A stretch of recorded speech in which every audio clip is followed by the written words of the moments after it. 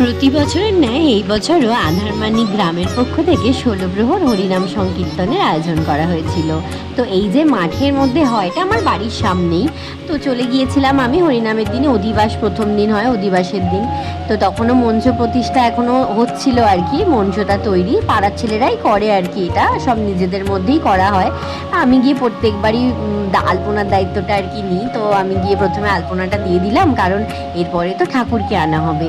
মানে যে রাধা কৃষ্ণ আর গৌরনিতাই প্রতিষ্ঠা করা হয়, সেটা কিন্তু প্রত্যেক বছর এই সময় এনে এই মঞ্চে রেখে পুজো করা হয়। আবার সেটা একজনদের বাড়িতে থাকে আমাদের পাড়ারই, তো সেখানে কিন্তু ওনারা সারা বছর ভগবানের সেবা দেন। তো আমার আলপনা দেওয়ার কাজটা মোটামুটি হয়েই এসেছে। তো তাড়াতাড়ি করে আলপনা দেওয়ার পরে আবার অনেক প্রস্তুতি থাকে, অধিবাসের দিনে অনেক আরও আয়োজন থাকে। এই যে তারপরেই আমরা আবার তৈরি করছিলাম মোমবাতিগুলো। আসলে প্রত্যেক বছরই এই মোমবাতি প্রজ্বলন একটা পালন করা হয় আর কি। আর এখানে চলছিল কিন্তু ভোগের খিচুড়ি রান্না। অধিবাসের দিনে রাত্রিবেলায় সকল যারা আসেন তাদের সবাইকে এই যে এত দেখতে পাচ্ছেন এত খিচুড়ি রান্না হয়েছে, তো ভোগের খিচুড়ি এটা খাওয়ানো হবে। আর একটা আমাদের এখানে নিয়ম হচ্ছে, প্রত্যেক বছরই ভক্তবৃন্দরা এই যে কলসি দেখছেন মাথায় করে আনছে, এটা কিন্তু আমাদের যে যখন হরিনাম সংকীর্তন হয় সেই সময় নিয়ে যায়। আমাদের বাড়িতেও রীতিমতো সবাই নিই আমরা এই কলসিটা। তো এর মধ্যে সারা বছর ভগবানের নাম করে এক মুঠো করে চাল রাখা হয়।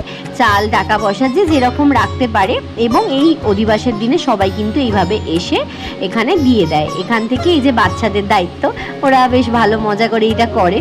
তো চাল থেকে মানে অনেকেই চালের সাথে সবজি এইসব রাখে, তো এই জিনিসগুলোকে আলাদা করে, তারপরে দেওয়া হয় মিষ্টি। এরপরে আমরা চলে এলাম যে কাকুটাদের বাড়িতে ঠাকুর থাকে সেখানে আনতে সবাই মিলে।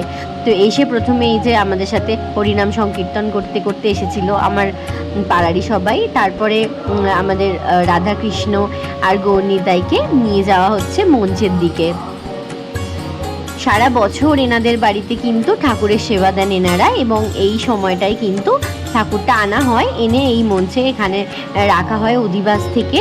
অধিবাস আর মাঝখানে দুটো দিন গান থাকে আর কি, বিভিন্ন গায়ক আসেন, নাম সংকীর্তন হয়, আর তারপরে ভোগের গান হয়। তারপরে আবার ঠাকুরটা ওনারা বাড়ি নিয়ে যান।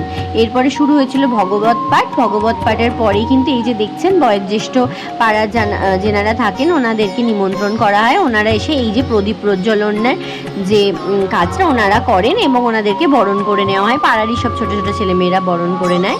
তো প্রদীপ প্রজ্বলন উৎসবের মানে মধ্যে দিয়ে আর কি এই সমস্ত প্রস্তুতিটার একটা যেটাকে বলে উদ্বোধন।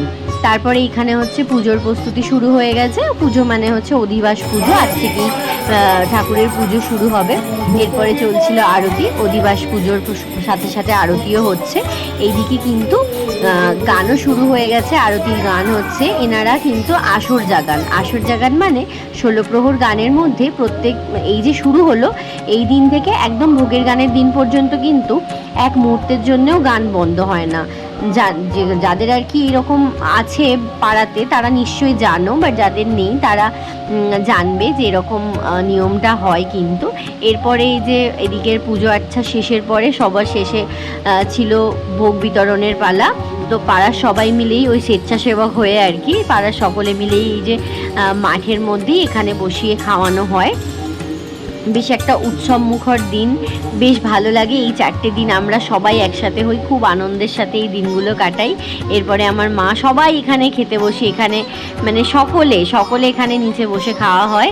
তারপরে সবার শেষে আমরা খেলাম। তো এইভাবে অধিবাসের দিনটা শেষ হলো।